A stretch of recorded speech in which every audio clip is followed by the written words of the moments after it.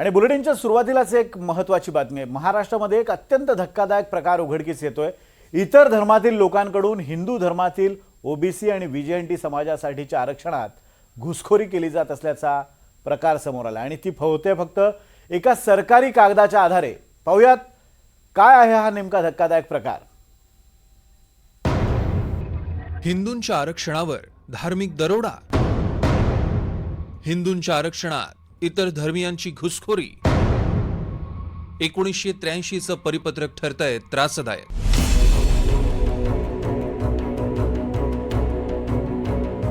महाराष्ट्रामध्ये जातींच्या उपवर्गीकरणावरनं सध्या उलटसुलट चर्चा सुरू आहे। अनुसूचित जातींमध्येच यावरनं संघर्ष वाढीला लागताना दिसतोय।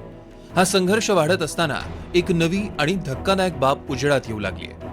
हिंदू समाजातील जातींमध्ये इतर धर्मातील लोक ही घुसखोरी करत असल्याचा अत्यंत खळबळजनक दावा करण्यात आला। या विषयाचा अभ्यास करणाऱ्यांचं म्हणणं आहे की जर एखाद्या हिंदू व्यक्तीला ओबीसी दाखला हवा असेल तर त्याला 1935 पासूनची वंशावळ सिद्ध करावी लागते।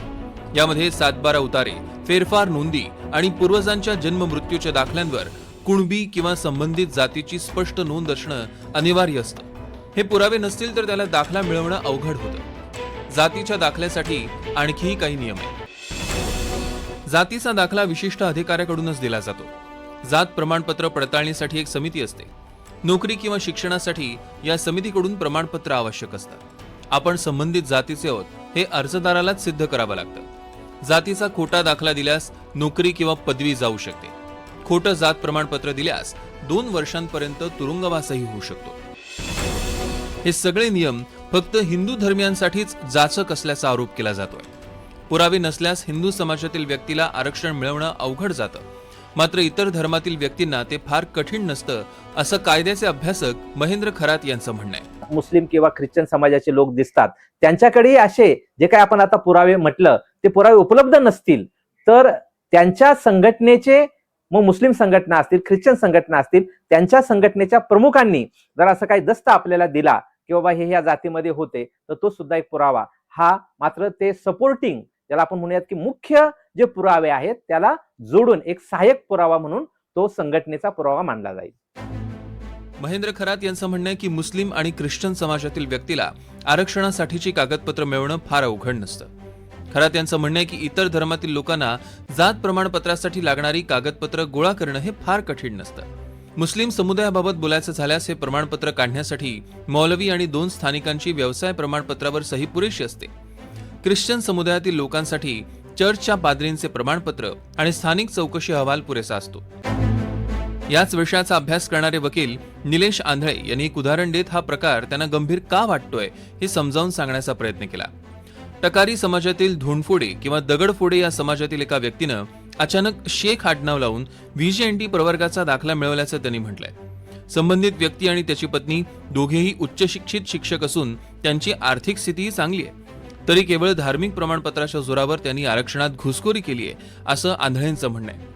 एकीकडे सामान्य हिंदू नागरिकाला एका दाखल्यासाठी सरकारी कार्यालयाचे उंबरठे झिजवावे लागतात, तर दुसरीकडे मुस्लिम आणि ख्रिश्चन समुदायाला मिळणारी ही विशेष सवलत आरक्षण व्यवस्थेतली मोठी त्रुटी ठरते।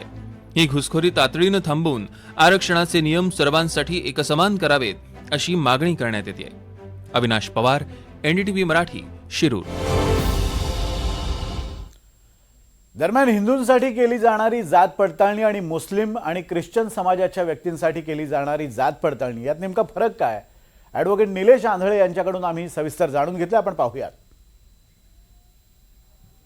आपण सध्या जेव्हा एखादा दाखला शासकीय काढायला जातो तेव्हा त्याच्यामध्ये अनेक नियम, अटी, शर्ती असतात आणि त्याच्यानुसार तुम्हाला हे जे शासकीय दाखले असतात ते मिळतात। म्हणजे आता समजा उत्पन्नाचा दाखला असेल, नॉन क्रिमिलियर असेल, जातीचा दाखला, डोमिसाईल, नॅशनॅलिटी, भारतीय मराठी असल्याचा जातीचा दाखला, जन्म नोंद आदेश, मृत्यू नोंद आदेश, असे जे काही दाखले आहेत शासकीय त्याच्यासाठीच्या काही नियम आणि अटी आहेत। आता जातीचा दाखला जो मिळवण्यासाठी ज्या अटी शर्ती आहेत त्या हिंदूंसाठी जटिल आहेत आणि ख्रिश्चन आणि मुस्लिमांसाठी काहीशा शिथिल आहेत। असा जो गौप्यस्फोट आहे तो पुणे जिल्ह्यातल्या खेड तालुक्यातले जे काही एक वकील आहेत निलेशजी आंधळे यांनी आपल्या समोर आणलेला हा सगळा खुलासा आहे। आता याच्यामध्ये जर आपण पाहिलं तर हिंदूंसाठी किती अटी आहेत, ख्रिश्चन मुस्लिमांसाठी अटी आहेत, आणि असा दुजाभाव का आहे, हा खरा तर त्यांना प्रश्न पडला. आणि त्याच्यातून त्यांनी ती जी माहिती घेतली त्यानुसार 1983 जे परिपत्रक आहे त्याच्यामध्ये याचं सगळं मूळ आढळतं. माझ्यासोबत आता जे वकील निलेश आंधळे आहेत त्यांच्याशी बोलून आपण हे जाणून घेणार आहोत, काय म्हणजे मुळात हा खुलासा कसा आपल्या समोर आलाय आणि कशातून आपल्याला ही माहिती समोर येते. गेल्या वर्षभरामध्ये आपण पाहिले असेल तर महाराष्ट्रामध्ये मनोज जरांगे पाटलांच्या माध्यमातून मराठा आरक्षणाची एक चळवळ जी आहे ती राज्यभर उभी राहिली होती. त्याच्या माध्यमातून कुणबीचे जे दाखले आहेत ते कुणबीचे दाखले काढण्याची प्रक्रिया राज्यभर सुरू होती. आम्ही देखील त्या आंदोलनाचा भाग होतो आणि त्या आंदोलनाचा भाग असल्यामुळं माझ्या तालुक्यामध्ये असे दाखले ज्यावेळी काढायला येत होता, मराठा समाजातला जो घटक होता तो ते दाखले काढण्यासाठी येत होता. तर असे दाखले काढत असताना वेगवेगळ्या अडचणी येत होत्या. त्यावेळी मी त्या शासकीय कार्यालयामध्ये गेलो आणि किती लोकांना दाखले मिळतात, दाखले काढताना काय अडचणी येतात ह्याच्याबाबतची थोडी चौकशी केली असता माझ्या असं लक्षात आलं, ज्यावेळी मी तो दाखल्याचा फॉर्म घेतला तर दाखल्याच्या फॉर्ममध्ये मी अटी शर्ती बघितल्या. त्यावेळी जेव्हा आपला कोणी व्यक्ती तिथं दाखला काढायला जातो, हिंदू व्यक्ती असं, तो हिंदू व्यक्ती ज्यावेळी दाखला काढायला जातो त्यावेळीची स्थिती अशी होती की त्याला त्याच्याबाबतची वेगवेगळी प्रतिज्ञापत्र जी आहे, म्हणजे त्या जातीबाबतचं त्याला प्रतिज्ञापत्र द्यायला लागायचं. तो दाखला कशासाठी काढतोय, शैक्षणिक गोष्टीसाठी काढतोय की इतर कुठल्या, याचं एक ऍफिडेव्हिट त्याला द्यायला लागायचं. त्याच्याबरोबर शाळा सोडल्याचा दाखला असेल, त्याच्यानंतर शाळेत शिक्षक असल्याबाबतचा दाखला असेल, त्याच्यात कुठं जातीचा उल्लेख असेल अशी प्रमाणपत्र द्यायला लागायची. त्याची वंशावळ संपूर्ण द्यायची.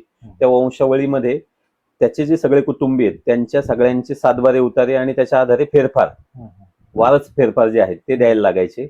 आणि त्या सगळ्या कुटुंबातल्या म्हणजे वंशावळीतल्या साधारणतः 1935 पासूनच्या त्यांच्या जन्म मृत्यूच्या नोंदी आणि त्याच्यामध्ये कुठंतरी 2 पुरावे असे आवश्यक होते की ज्याच्यामध्ये कुणबी उल्लेख सापडेल. अशाच व्यक्तीला जे आहे ते कुणबीचं किंवा ओबीसीचं प्रमाणपत्र मिळतं. मात्र त्याच वेळी मी जेव्हा ते ऍप्लिकेशन बघितलं तर त्या ऍप्लिकेशन मध्ये आपण जर 8 नंबरचा कॉलम पाहिला तर मुस्लिम समाजाच्या बाबतीत अर्जदार यांच्या वडिलांचा जातीचा पुरावा नसल्यास तहसीलदार यांच्या गृह चौकशीचा अहवाल. गृह चौकशीचा अहवाल म्हणजे काय, तलाठी आहे तो तलाठी त्या संबंधित गावात जातो ज्या ठिकाणचा तो रहिवाशी आहे आणि त्याच्या आजूबाजूच्या 2 लोकांचा इकडे जाऊन माहिती घेतो की हा जो व्यक्ती आहे मुस्लिम व्यक्ती तुमच्या गावातला त्याची जात कुठली आहे. त्यांनी एकदा लिहून दिलं ह्याची ही जात आहे की तो झाला गृह चौकशीचा अहवाल. आणि त्याच्यानंतर दुसरं एक त्याला मॅन्डेटरी डॉक्युमेंट केलेलं होतं. ते असं होतं की मुस्लिम समाजाच्या बाबतीत त्यांच्या नोंदणीकृत समाजाच्या संघटनेने दिलेलं प्रमाणपत्र. म्हणजे त्याला 2च कामं करायची. त्याला ही जी काही अटी शर्ती आहेत त्या कुठल्याही लागू होत नाही. त्यांनी फक्त त्याचे शाळा सोडल्याचे दाखले आई वडिलांचे किंवा त्याच्या कुटुंबातले असतील ते, त्याची वंशावळ आणि त्याच्या वंशावळीच्या बरोबरीने स्थानिक गृह चौकशीचा अहवाल जो आहे तो तहसीलदारांचा 2 लोकांचा आणि त्याची म्हणजे मुस्लिम संघटनेचा जो कोणी संबंधित पदाधिकारी असेल त्याचं एक पत्र, त्याच्या आधारे त्याला दाखला मिळतो. सेम ख्रिश्चनांचं पण आहे. ख्रिश्चनांच्या बाबतीत सुद्धा काय आहे तर ख्रिश्चन समाजासाठी धर्मांतरणापूर्वी म्हणजे धर्मांतरित झालेल्या बाबतीत वेगळा कायदा आहे. धर्मांतरापूर्वी अनुसूचित जातीत असलेबाबतचा क्रमांक 5 नुसार पुरावा सादर करावा. म्हणजे तो अगोदरच जर त्या कास्टचा असेल तर त्याचा तो पुरावा द्यायचा आहे. आणि दुसरं, अनुसूचित जातीतून धर्मांतरण केल्याबाबतचं चर्च प्रमुख म्हणजे जो पादरी असतो किंवा पास्टर असतो त्याचं पत्र, याच्या आधारे त्यांना दाखला मिळतो. तेच जर हिंदू व्यक्ती दाखला काढायला गेला तर त्याला हा सगळा खाटाटोप करावा लागतो. ही सगळी कागदपत्र साधारणतः 1935 पासूनची गोळा करावी लागतात. वारस फेरफार जोडून द्यावे लागतात. त्याच्या एखाद्या व्यक्तीची मृत्यूची नोंद नसेल तर त्याला न्यायालयाकडनं, पूर्वी ती प्रक्रिया न्यायालयात होती, जन्म मृत्यूची जर नोंद राहिली असेल तर न्यायालयाकडनं आदेश घ्यायला लागायचा. आता ती प्रांत अधिकाऱ्यांकडे त्याचे अधिकार दिलेले आहेत, उपजिल्हाधिकारी किंवा जिल्हाधिकाऱ्यांकडे ती नोंद करून घ्यायची आणि त्याच्यानंतर त्याचा फॉर्म सबमिट होतो. अशी प्रक्रिया आहे. अशा पद्धतीचा हा जो खुलासा समोर येतोय त्याच्यामुळे निश्चितच हा धक्कादायक प्रकार आहे. आणि जसं आपण एक उदाहरण सांगताय मला की जे सर्टिफिकेट जातीचं काढण्याकरिता एका व्यक्तीने कशा पद्धतीने तो एका वेगळ्या समाजात असून सुद्धा त्याला वेगळ्या समाजात गेल्यानंतर सहजासहजी सर्टिफिकेट मिळालं, त्याचं एक उत्तम उदाहरण तुमच्या समोर आहे, ते काय सांगा. माझ्याकडं मी माझ्या तालुक्यातलाच एक दाखला बघितला ते सगळं पाहत असताना.